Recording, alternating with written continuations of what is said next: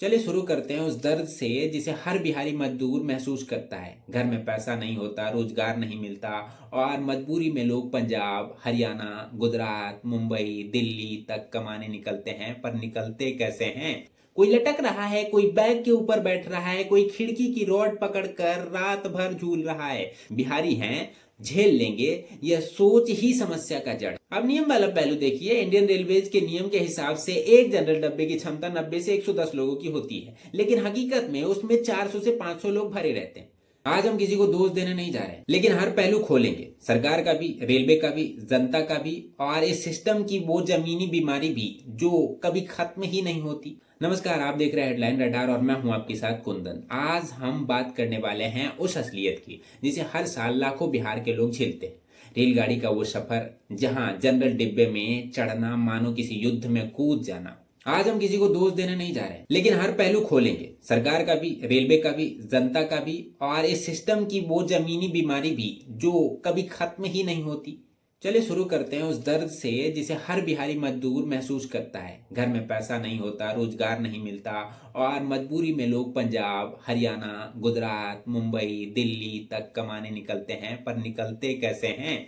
General coach में जहां पैर रखने की जगह नहीं होती, लोग बाथरूम में तक बैठकर यात्रा करते हैं।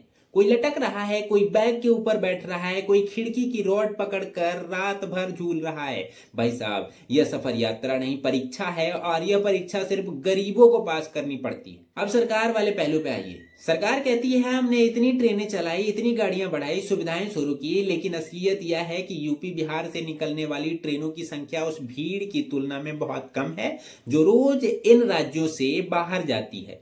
हर त्योहार पर, छुट्टियों पर, गर्मी में, सर्दी में भीड़ एक जैसी रहती है और रेलवे यह मानकर चलता है कि लोग एडजस्ट कर लेंगे, बिहारी हैं, झेल लेंगे, यह सोच ही समस्या का जड़ है। अब नियम वाला पहलू देखिए। इंडियन रेलवेज के नियम के हिसाब से एक जनरल डब्बे की क्षमता 90 से 110 लोगों की होती है, लेकिन हकीकत में उसमें 400 से 500 लोग भरे रहते हैं। नियम में लिखा है कि दरवाजे पर खड़े होकर यात्रा करना मना है, पर वास्तविक स्थिति देखिए, दरवाजे पर क्या, लोग तो बाहर लटक कर जा रहे होते हैं। अगला नियम, बोगी में अवैध भीड़ नहीं होनी चाहिए, पर हर स्टेशन पर टीटी भीड़ देखकर चुपचाप निकल जाता है, क्योंकि वह जानता है भीड़ को रोकने की कोशिश का मतलब है मार खा जाना या रेल रोक देना। अब यात्री की गलती भी समझिए, बिना टिकट चढ़ जाना, टीटी को घूस देकर स्लीपर में चढ़ जाना, दरवाजे पर खड़े रहकर दूसरों को चढ़ने नहीं देना, बड़ा बैग लेकर सीट घेर लेना, ये सब वैध कारण है जिसमें समस्या और बिगड़ती है। लेकिन यह भी सच है कि जब व्यवस्था ही टूटी हो तो लोग नियम तोड़ने के लिए मजबूर भी हो जाते हैं। और अब आइए रेलवे की जिम्मेदारी पर। रेलवे कहता है भीड़ ज्यादा है, कुछ नहीं कर सकते, लेकिन वही रेलवे दिल्ली मुंबई में भीड़ देखकर तुरंत एसी, नॉन एसी, मेट्रो जैसी डिब्बे बढ़ा देता है। यूपी बिहार के लिए क्यों नहीं? क्योंकि यहाँ के यात्रियों की आवाज नहीं पहुंचती। यहाँ के लोग टिकट खरीदते हैं लेकिन सम्मान नहीं मिलता है। यहाँ से मजदूर निकलते हैं पर समझा नहीं जाता कि मजदूर सिर्फ मजदूरी नहीं करते, वो देश की अर्थव्यवस्था की रीढ़ है। अब समाधान वाला पहलू देते हैं, तो समाधान सिर्फ सरकार की जिम्मेदारी नहीं है, जनता की भी है। बिहार, झारखंड, यूपी के रूट पर हाई डिमांड ट्रेनों की संख्या दोगुनी करनी पड़ेगी। काम पर जाने वाली गाड़ियों को मजदूर एक्सप्रेस जैसी स्पेशल कैटेगरी में रखा जाए। हर बड़े शहर से बिहार, यूपी के लिए सीधी ट्रेन होनी चाहिए ताकि लोग एक जगह इकट्ठा ना हो। जनरल डिब्बों की संख्या बढ़े और जनरल प्लस नाम से नए कोच आए जिनमें खड़े नहीं बल्कि बैठने की भी जगह हो।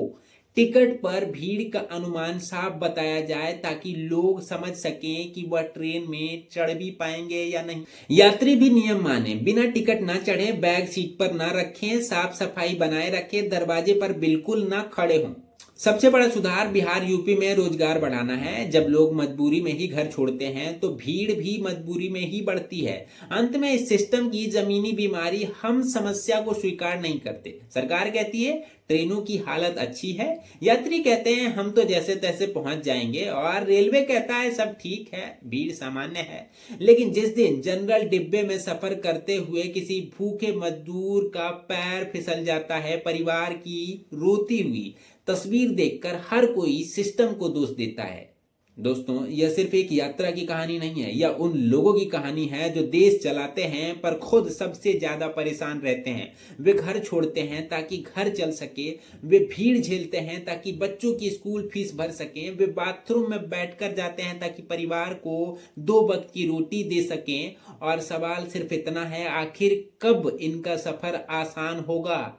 यह कभी होगा ही नहीं। तो ये हमारी वीडियो थी, देखिए, और अगर ठीक लगती है तो इधर उधर थोड़ा फैलाइए और देखिए गौर से, क्योंकि आप ही की जो समस्या है उन पे हमने बात करने की कोशिश करी है।